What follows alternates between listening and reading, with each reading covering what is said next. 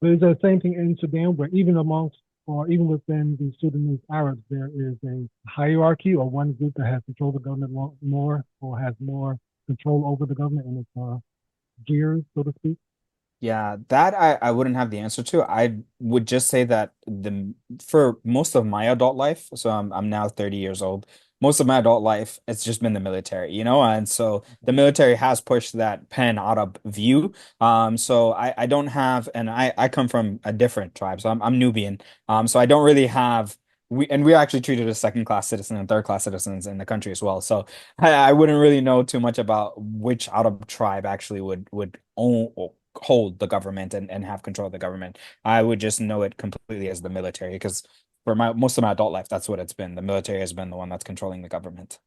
Okay, so now you sparked my curiosity. You referred to yourself as Nubian.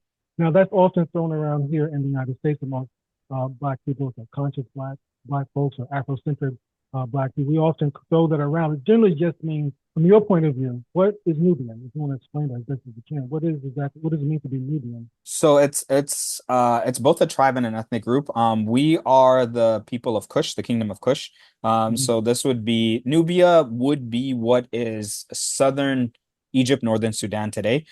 So from the city of Aswan in Egypt, further down into I guess Wadi Halfa in Sudan, which is the border between Egypt and Sudan. We used to live there. In 1956, the Aswan High Dam was built, and it flooded actually our villages. What happened was our government actually made a bunch of different treaties. One with Egypt that said, Egypt builds this dam, they get hydroelectricity to Egypt, and Sudan would get some cut of the money, but the people would essentially end up losing out on both of this, the Nubians. So once they built the dam flooded villages, and there was like a really big UN project to try to save some of the monuments that existed in that region.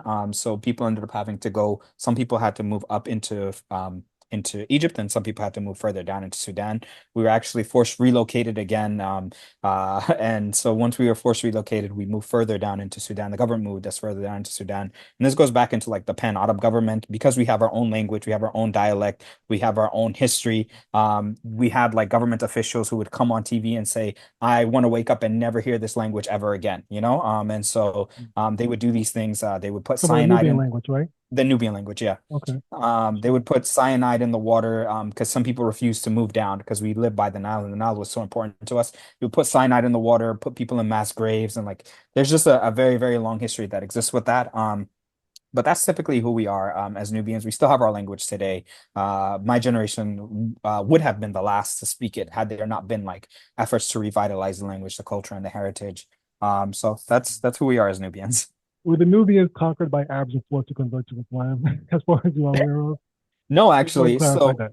as far as I'm aware of, no, actually, when the Arabs entered Sudan, they actually couldn't enter into like what would be considered Nubia. And Mhm. there's actually a bunch of Sahabas who talk about this, and they say that like when we tried to enter into Nubia, we met an army of archers, the greatest archers that we had seen, and they plucked out the eyes of 162 Sahabis, if I was correct, if I remember the story correctly, just through archery. And so they couldn't enter into Sudan, so they had to go back and figure out another way to come in. And eventually there was a treaty that was written with one of the Nubian kings, and he told them, okay, as Arabs, you can enter into Sudan, but you have to not live in permanent buildings. You have to live in huts so that whenever we want to kick you out, we can just burn your huts and kick you out of the country. And so that's how it happened. Eventually, obviously, we accepted Islam because it made sense to us. As ancient people, to make it easier for people to understand what a Nubian is, what you consider ancient Egyptian history is actually Nubian history. It's stolen history. That's what it is. So whenever you think about ancient Egypt, what you're actually thinking about is Nubia. So as if you are familiar with ancient Egyptian history, you'll know that over time they did kind of begin to become monotheistic in a way. And Yeah. so it became easier at some point or another for us just to be like, okay, this makes sense. Islam makes sense. We're accepting Islam, boom. And that's how it happened.